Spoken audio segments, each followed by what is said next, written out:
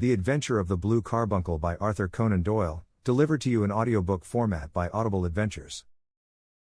I had called upon my friend Sherlock Holmes upon the second morning after Christmas, with the intention of wishing him the compliments of the season. He was lounging upon the sofa in a purple dressing gown, a pipe rack within his reach upon the right, and a pile of crumpled morning papers, evidently newly studied, near at hand. Beside the couch was a wooden chair, and on the angle of the back hung a very seedy and disreputable hard felt hat, much the worse for wear, and cracked in several places. A lens and a forceps lying upon the seat of the chair suggested that the hat had been suspended in this manner for the purpose of examination. "You are engaged," said I. "Perhaps I interrupt you." "Not at all. I am glad to have a friend with whom I can discuss my results. The matter is a perfectly trivial one." He jerked his thumb in the direction of the old hat, "but there are points in connection with it which are not entirely devoid of interest and even of instruction."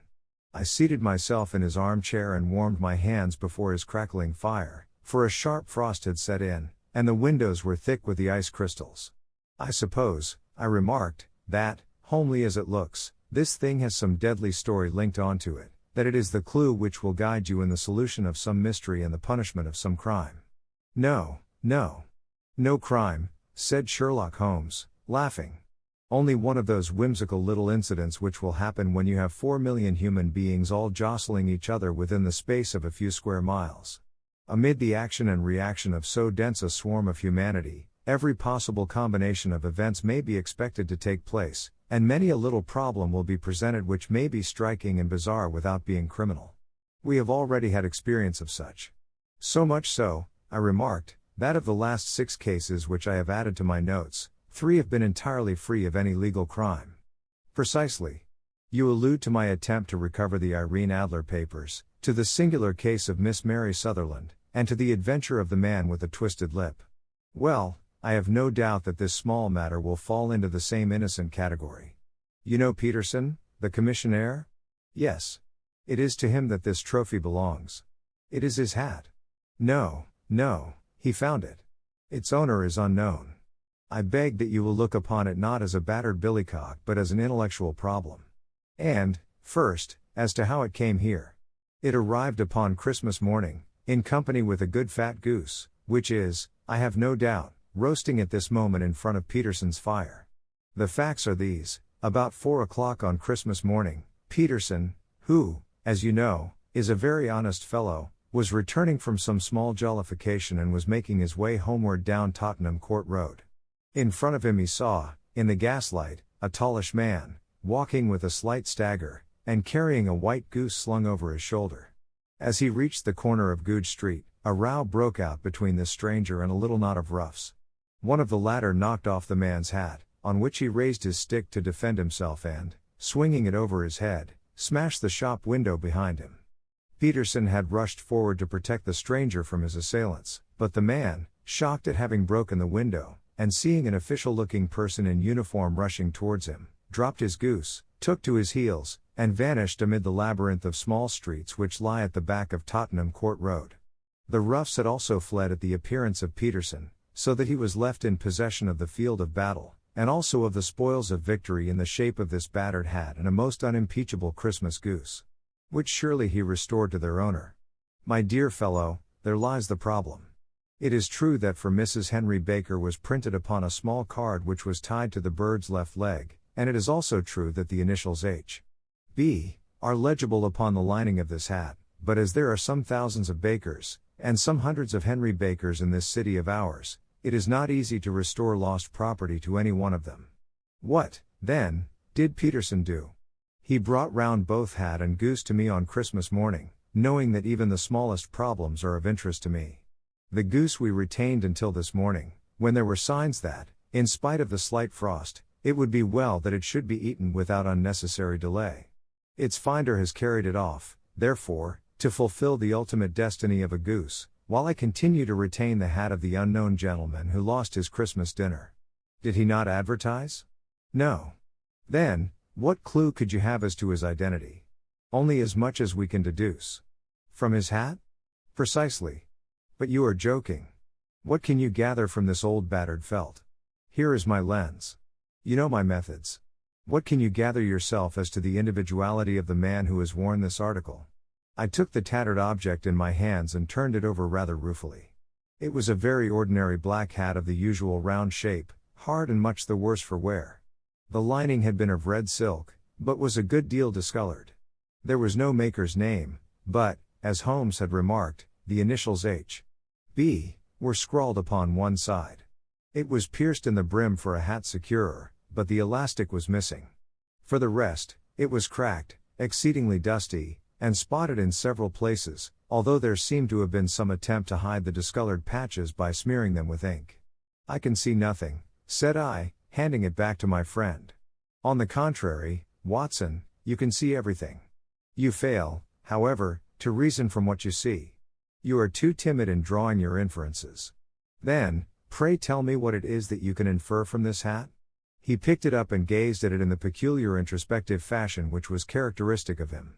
"It is perhaps less suggestive than it might have been," he remarked, "and yet there are a few inferences which are very distinct, and a few others which represent at least a strong balance of probability. That the man was highly intellectual is of course obvious upon the face of it, and also that he was fairly well-to-do within the last 3 years, although he has now fallen upon evil days. He had foresight, but has less now than formerly, pointing to a moral retrogression, which, when taken with the decline of his fortunes, seems to indicate some evil influence, probably drink, at work upon him. This may account also for the obvious fact that his wife has ceased to love him. My dear Holmes. He has, however, retained some degree of self-respect," he continued, disregarding my remonstrance. "He is a man who leads a sedentary life, goes out little, is out of training entirely, is middle-aged, has grizzled hair which he has had cut within the last few days, and which he anoints with lime cream. These are the more patent facts which are to be deduced from his hat. Also, by the way, that it is extremely improbable that he has gas laid on in his house." "You are certainly joking, Holmes." "Not in the least. Is it possible that even now, when I give you these results, you are unable to see how they are attained? I have no doubt that I am very stupid, but I must confess that I am unable to follow you. For example, how did you deduce that this man was intellectual?" For answer Holmes clapped the hat upon his head. It came right over the forehead and settled upon the bridge of his nose. "It is a question of cubic capacity," said he. "A man with so large a brain must have something in it. The decline of his fortunes, then? This hat is 3 years old. These flat brims curled at the edge came in then. It is a hat of the very best quality. Look at the band of ribbed silk and the excellent lining. If this man could afford to buy so expensive a hat 3 years ago, and has had no hat since, then he has assuredly gone down in the world. Well, that is clear enough, certainly. But how about the foresight and the moral retrogression?" Sherlock Holmes laughed. "Here is the foresight," said he, putting his finger upon the little disc and loop of the hat securer. "They are never sold upon hats. If this man ordered one, it is a sign of a certain amount of foresight, since he went out of his way to take this precaution against the wind. But since we see that he has broken the elastic and is not troubled to replace it, it is obvious that he has less foresight now than formerly, which is a distinct proof of a weakening nature. On the other hand, he has endeavored to conceal some of these stains upon the felt by daubing them with ink, which is a sign that he has not entirely lost his self-respect. Your reasoning is certainly plausible. The further points, that he is middle-aged, that his hair is grizzled, that it has been recently cut, and that he uses lime cream, are all to be gathered from a close examination of the lower part of the lining. The lens discloses a large number of hair ends, clean cut by the scissors of the barber. They all appear to be adhesive, and there is a distinct odor of lime cream. This dust, you will observe, is not the gritty, gray dust of the street but the fluffy brown dust of the house, showing that it has been hung up indoors most of the time, while the marks of moisture upon the inside are proof positive that the wearer perspired very freely, and could therefore hardly be in the best of training. But his wife, you said that she had ceased to love him. This hat has not been brushed for weeks. When I see you, my dear Watson, with a week's accumulation of dust upon your hat, and when your wife allows you to go out in such a state, I shall fear that you also have been unfortunate enough to lose your wife's affection. But he might be a bachelor. Nay, he was bringing home the goose as a peace offering to his wife. Remember the card upon the bird's leg. You have an answer to everything. But how on earth do you deduce that the gas is not laid on in his house? One tallow stain, or even two, might come by chance, but when I see no less than 5, I think that there can be little doubt that the individual must be brought into frequent contact with burning tallow, walks upstairs at night probably with his hat in one hand and a guttering candle in the other. Anyhow, he never got tallow stains from a gas jet. Are you satisfied? Well, it is very ingenious, said I, laughing, but since, as you said just now, there has been no crime committed, and no harm done save the loss of a goose, all this seems to be rather a waste of energy. Sherlock Holmes had opened his mouth to reply, when the door flew open, and Peterson, the commissionaire, rushed into the apartment with flushed cheeks and the face of a man who is dazed with astonishment. "The goose, Mr. Holmes." "The goose, sir," he gasped. "Eh? What of it, then? Has it returned to life and flapped off through the kitchen window?"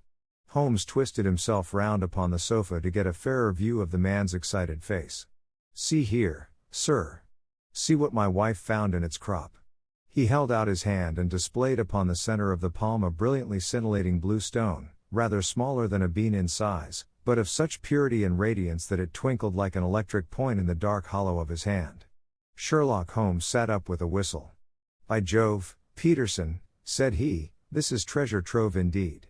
I suppose you know what you have got? A diamond, sir? A precious stone. It cuts into glass as though it were putty. It's more than a precious stone. It is the precious stone. Not the Countess of Morcar's Blue Carbuncle." I ejaculated. "Precisely so. I ought to know its size and shape, seeing that I have read the advertisement about it in the Times every day lately. It is absolutely unique, and its value can only be conjectured, but the reward offered of £1,000 is certainly not within a 20th part of the market price. £1,000! Great Lord of mercy!" The commissionaire plumped down into a chair and stared from one to the other of us. "That is the reward, and I have reason to know that there are sentimental considerations in the background which would induce the Countess to part with half her fortune if she could but recover the gem. It was lost, if I remember aright, at the Hotel Cosmopolitan," I remarked. "Precisely so, on December 22nd, just 5 days ago. John Horner, a plumber, was accused of having abstracted it from the lady's jewel case. The evidence against him was so strong that the case has been referred to the assizes. I have some account of the matter here, I believe." He rummaged amid his newspapers, glancing over the dates, until at last he smoothed one out, doubled it over, and read the following paragraph: "Hotel Cosmopolitan jewel robbery. John Horner, 26, plumber, was brought up upon the charge of having upon the 22nd inst. abstracted from the jewel case of the Countess of Morcar the valuable gem known as the Blue Carbuncle. James Ryder, upper attendant at the hotel, gave his evidence to the effect that he had shown Horner up to the dressing room of the Countess of Morcar upon the day of the robbery in order that he might solder the second bar of the grate, which was loose. He had remained with Horner some little time, but had finally been called away. On returning, he found that Horner had disappeared, that the bureau had been forced open, and that the small morocco casket in which, as it afterwards transpired, the Countess was accustomed to keep her jewel, was lying empty upon the dressing table. Ryder instantly gave the alarm, and Horner was arrested the same evening, but the stone could not be found either upon his person or in his rooms. Catherine Cusack, maid to the Countess, deposed to having heard Ryder's cry of dismay on discovering the robbery, and to having rushed into the room, where she found matters as described by the last witness. Inspector Bradstreet, B Division, gave evidence as to the arrest of Horner, who struggled frantically, and protested his innocence in the strongest terms. Evidence of a previous conviction for robbery having been given against the prisoner, the magistrate refused to deal summarily with the offense, but referred it to the assizes. Horner, who had shown signs of intense emotion during the proceedings, fainted away at the conclusion and was carried out of court. So much for the police court, said Holmes thoughtfully, tossing aside the paper. The question for us now to solve is the sequence of events leading from a rifled jewel case at one end to the crop of a goose in Tottenham Court Road at the other. You see, Watson, our little deductions have suddenly assumed a much more important and less innocent aspect. Here is the stone came from the goose, and the goose came from Mr. Henry Baker, the gentleman with the bad hat and all the other characteristics with which I have bored you. So now we must set ourselves very seriously to finding this gentleman and ascertaining what part he has played in this little mystery. To do this, we must try the simplest means first, and these lie undoubtedly in an advertisement in all the evening papers. If this fail, I shall have recourse to other methods. What will you say? Give me a pencil and that slip of paper. Now, then, found at the corner of Goodge Street, a goose and a black felt hat. Mr. Henry Baker can have the same by applying at 6:30 this evening at 221B, Baker Street. That is clear and concise. Very. But will he see it? Well, he is sure to keep an eye on the papers, since, to a poor man, the loss was a heavy one. He was clearly so scared by his mischance in breaking the window and by the approach of Peterson that he thought of nothing but flight, but since then he must have bitterly regretted the impulse which caused him to drop his bird. Then, again, the introduction of his name will cause him to see it, for everyone who knows him will direct his attention to it. Here you are, Peterson, run down to the advertising agency and have this put in the evening papers. In which, sir? Oh, in the Globe, Star, Pall Mall, St. James's Gazette, Evening News, Standard, Echo, and any others that occur to you. Very well, sir. And this stone? Ah, yes, I shall keep the stone. Thank you. And, I say, Peterson, just buy a goose on your way back and leave it here with me, for we must have one to give to this gentleman in place of the one which your family is now devouring. When the commissionaire had gone, Holmes took up the stone and held it against the light. It's a bonny thing, said he. Just see how it glints and sparkles. Of course it is a nucleus and focus of crime. Every good stone is. They are the devil's pet baits. In the larger and older jewels every facet may stand for a bloody deed. This stone is not yet 20 years old. It was found in the banks of the Amoy River in southern China and is remarkable in having every characteristic of the carbuncle, save that it is blue in shade instead of ruby red. In spite of its youth, it is already a sinister history. There have been 2 murders, a vitriol throwing, a suicide, and several robberies brought about for the sake of this 40-grain weight of crystallized charcoal. Who would think that so pretty a toy would be a purveyor to the gallows and the prison? I'll lock it up in my strong box now and drop a line to the Countess to say that we have it. Do you think that this man Horner is innocent? I cannot tell. Well, then, do you imagine that this other one, Henry Baker, had anything to do with the matter?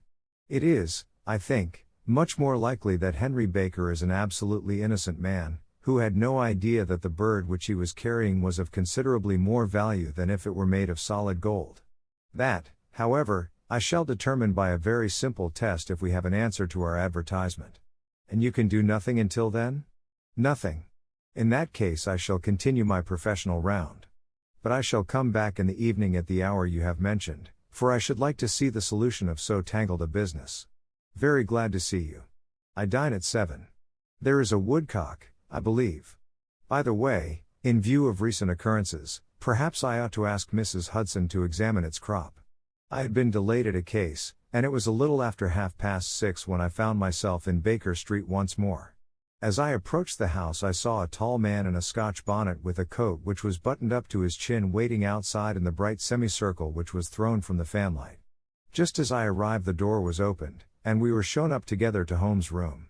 Mr. Henry Baker, I believe, said he, rising from his armchair and greeting his visitor with the easy air of geniality which he could so readily assume. Pray take this chair by the fire, Mr. Baker. It is a cold night, and I observe that your circulation is more adapted for summer than for winter. Ah, Watson, you have just come at the right time. Is that your hat, Mr. Baker? Yes, sir, that is undoubtedly my hat. He was a large man with rounded shoulders, a massive head, and a broad, intelligent face, sloping down to a pointed beard of grizzled brown. A touch of red in nose and cheeks, with a slight tremor of his extended hand, recalled Holmes' surmise as to his habits. His rusty black frock coat was buttoned right up in front, with the collar turned up, and his lank wrists protruded from his sleeves without a sign of cuff or shirt. He spoke in a slow staccato fashion, choosing his words with care, and gave the impression generally of a man of learning and letters who had had ill usage at the hands of fortune. We have retained these things for some days, said Holmes, because we expected to see an advertisement from you giving your address. I am at a loss to know now why you did not advertise. Our visitor gave a rather shamefaced laugh. Shillings have not been so plentiful with me as they once were, he remarked.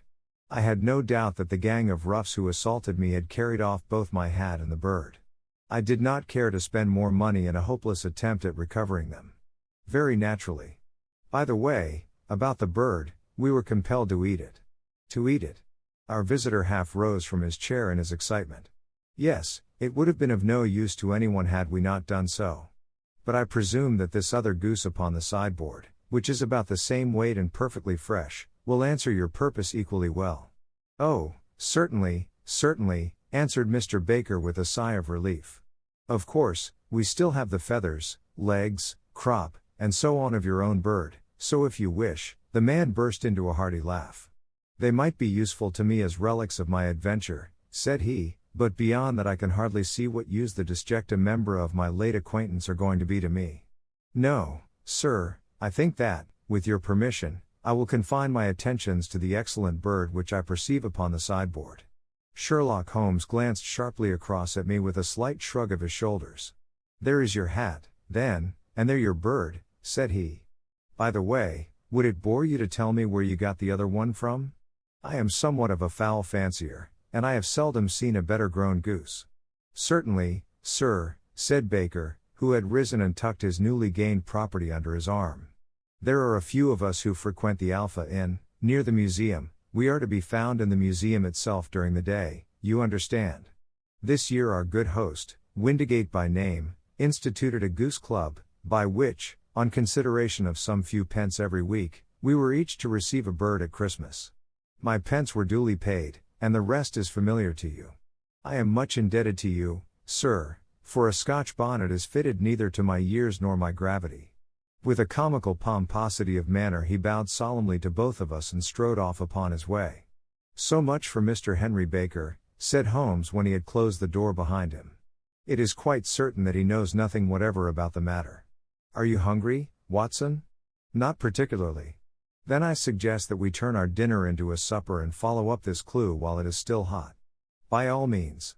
It was a bitter night, so we drew on our ulsters and wrapped cravats about our throats. Outside, the stars were shining coldly in a cloudless sky, and the breath of the passers-by blew out into smoke like so many pistol shots. Our footfalls rang out crisply and loudly as we swung through the Doctor's Quarter, Wimpole Street, Harley Street, and so through Wigmore Street into Oxford Street. In a quarter of an hour we were in Bloomsbury at the Alpha Inn, which is a small public house at the corner of one of the streets which runs down into Holborn.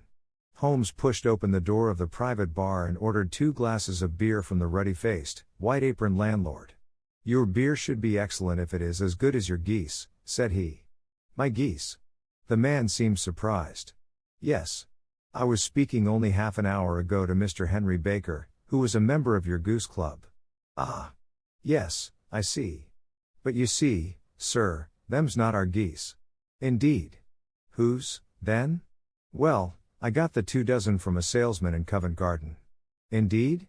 I know some of them. Which was it? Breckenridge is his name. Ah. I don't know him.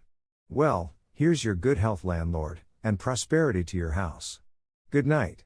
Now for Mr. Breckenridge, he continued, buttoning up his coat as we came out into the frosty air. Remember, Watson, that though we have so homely a thing as a goose at one end of this chain, we have at the other a man who will certainly get 7 years penal servitude unless we can establish his innocence. It is possible that our inquiry may but confirm his guilt, but, in any case, we have a line of investigation which has been missed by the police, and which a singular chance has placed in our hands. Let us follow it out to the bitter end. Faces to the south, then, and quick march. We passed across Holborn, down Endell Street, and so through a zigzag of slums to Covent Garden Market. One of the largest stalls bore the name of Breckenridge upon it, and the proprietor, a horsey-looking man, with a sharp face and trim side whiskers, was helping a boy to put up the shutters. Good evening. It's a cold night, said Holmes. The salesman nodded and shot a questioning glance at my companion. Sold out of geese, I see, continued Holmes, pointing at the bare slabs of marble. Let you have 500 tomorrow morning. That's no good. Well, there are some on the stall with the gas flare. Ah, but I was recommended to you. Who by? The landlord of the Alpha. Oh, yes, I sent him a couple of dozen. Fine birds they were, too. Now where did you get them from? To my surprise, the question provoked a burst of anger from the salesman. "Now, then, mister," said he, with his head cocked and his arms akimbo, "what are you driving at? Let's have it straight, now." "It is straight enough. I should like to know who sold you the geese which you supplied to the Alpha." "Well then, I shan't tell you." "So now." "Oh, it is a matter of no importance, but I don't know why you should be so warm over such a trifle." "Warm? You'd be as warm, maybe, if you were as pestered as I am. When I pay good money for a good article there should be an end of the business, but it's where are the geese? And who did you sell the geese to? And what will you take for the geese? One would think they were the only geese in the world, to hear the fuss that is made over them." "Well, I have no connection with any other people who have been making inquiries," said Holmes carelessly. "If you won't tell us, the bet is off, that is all. But I'm always ready to back my opinion on a matter of fowls, and I have a fiver on it that the bird I ate is country bred." "Well, then, you've lost your fiver, for it's town bred," snapped the salesman. "It's nothing of the kind. I say it is. I don't believe it. Do you think you know more about fowls than I, who have handled them ever since I was a nipper? I tell you, all those birds that went to the Alpha were town bred. You'll never persuade me to believe that. Will you bet, then? It's merely taking your money, for I know that I am right. But I'll have a sovereign on with you, just to teach you not to be obstinate." The salesman chuckled grimly. "Bring me the books, Bill," said he. The small boy brought round a small thin volume and a great greasy-backed one, laying them out together beneath the hanging lamp. "Now then, Mr. Cocksure," said the salesman, "I thought that I was out of geese, but before I finish you'll find that there is still one left in my shop. You see this little book? Well, that's the list of the folk from whom I buy. Do you see? Well, then, here on this page are the country folk, and the numbers after their names are where their accounts are in the big ledger. Now, then. You see this other page in red ink? Well, that is a list of my town suppliers. Now, look at that third name. Just read it out to me. Mrs. Oakshott, 117, Brixton Road, 249, read Holmes. Quite so. Now turn that up in the ledger." Holmes turned to the page indicated. "Here you are, Mrs. Oakshott, 117, Brixton Road, egg and poultry supplier. Now, then, what's the last entry? December 22nd. 24 geese at sevens. 6d. Quite so. There you are. And underneath? Sold to Mr. Windigate of the Alpha, at 12s. What have you to say now?" Sherlock Holmes looked deeply chagrined. He drew a sovereign from his pocket and threw it down upon the slab, turning away with the air of a man whose disgust is too deep for words. A few yards off he stopped under a lamppost and laughed in the hearty, noiseless fashion which was peculiar to him. "When you see a man with whiskers of that cut and the pink un protruding out of his pocket, you can always draw him by a bet," said he. "I dare say that if I had put £100 down in front of him, that man would not have given me such complete information as was drawn from him by the idea that he was doing me on a wager. Well, Watson, we are, I fancy, nearing the end of our quest, and the only point which remains to be determined is whether we should go on to this Mrs. Oakshott tonight, or whether we should reserve it for tomorrow. It is clear from what that surly fellow said that there are others besides ourselves who are anxious about the matter, and I should—" His remarks were suddenly cut short by a loud hubbub which broke out from the stall which we had just left. Turning round we saw a little rat-faced fellow standing in the center of the circle of yellow light which was thrown by the swinging lamp, while Breckenridge, the salesman, framed in the door of his stall, was shaking his fists fiercely at the cringing figure. "I've had enough of you and your geese," he shouted. "I wish you were all at the devil together. If you come pestering me any more with your silly talk I'll set the dog at you. You bring Mrs. Oakshott here and I'll answer her, but what have you to do with it? Did I buy the geese off you? No, but one of them was mine all the same," whined the little man. "Well, then, ask Mrs. Oakshott for it. She told me to ask you." "Well, you can ask the King of Prussia, for all I care. I've had enough of it. Get out of this." He rushed fiercely forward, and the inquirer flitted away into the darkness. "Ha! This may save us a visit to Brixton Road," whispered Holmes. "Come with me, and we will see what is to be made of this fellow."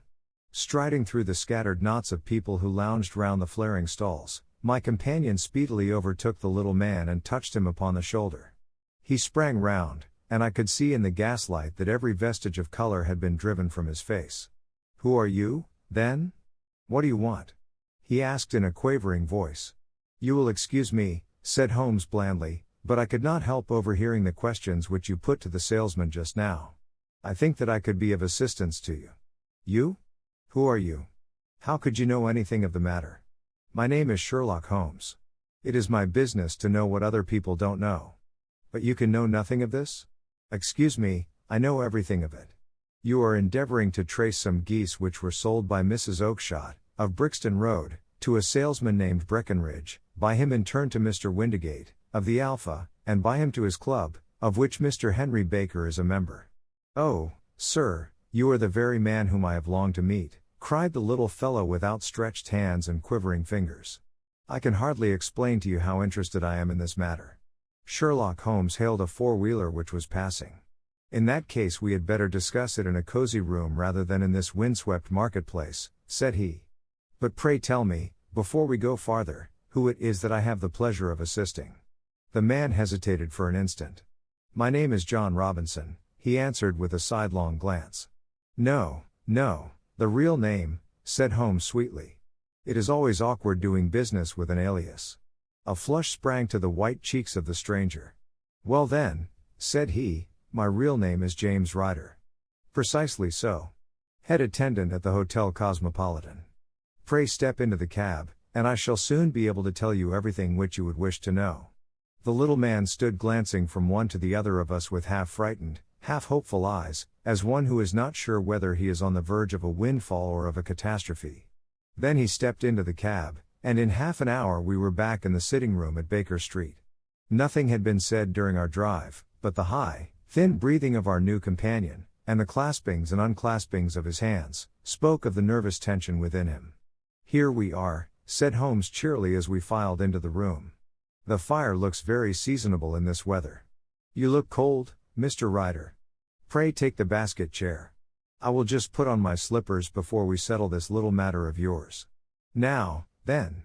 You want to know what became of those geese?" "Yes, sir. Or rather, I fancy, of that goose. It was one bird, I imagine, in which you were interested, white, with a black bar across the tail." Ryder quivered with emotion. "Oh, sir," he cried, "can you tell me where it went to? It came here." "Here?" "Yes, and a most remarkable bird it proved. I don't wonder that you should take an interest in it. It laid an egg after it was dead, the bonniest, brightest little blue egg that ever was seen. I have it here in my museum." Our visitor staggered to his feet and clutched the mantelpiece with his right hand. Holmes unlocked his strongbox and held up the Blue Carbuncle, which shone out like a star, with a cold, brilliant, many-pointed radiance. Ryder stood glaring with a drawn face, uncertain whether to claim or to disown it. "The game's up, Ryder," said Holmes quietly. "Hold up, man, or you'll be into the fire. Give him an arm back into his chair, Watson. He's not got blood enough to go in for felony with impunity. Give him a dash of brandy. So.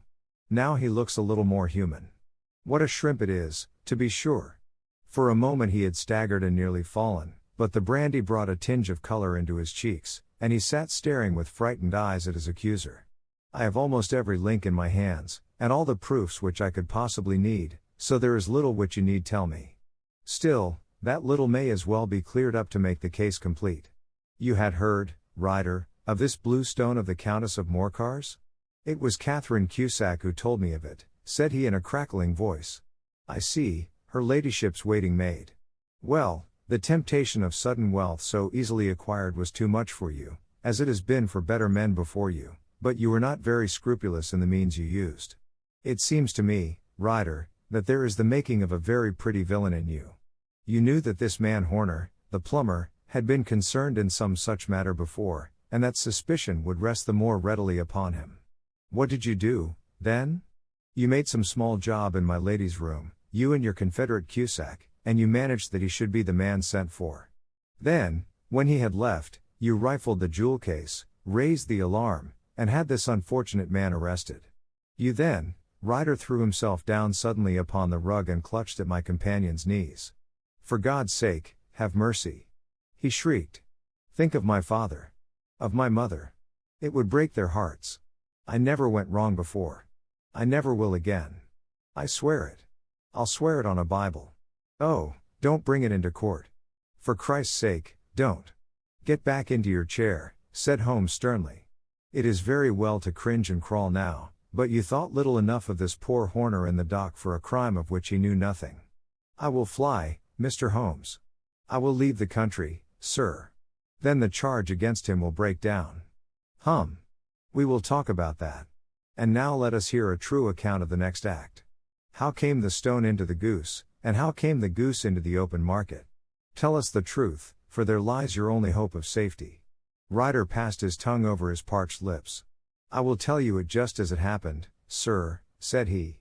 When Horner had been arrested, it seemed to me that it would be best for me to get away with the stone at once, for I did not know at what moment the police might not take it into their heads to search me and my room.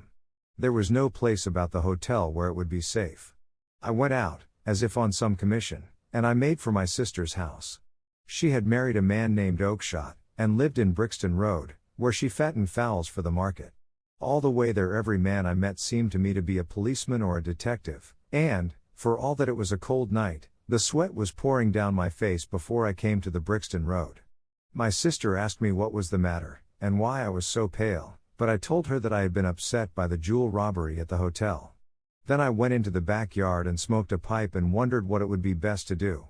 I had a friend once called Maudsley, who went to the bad, and has just been serving his time in Pentonville.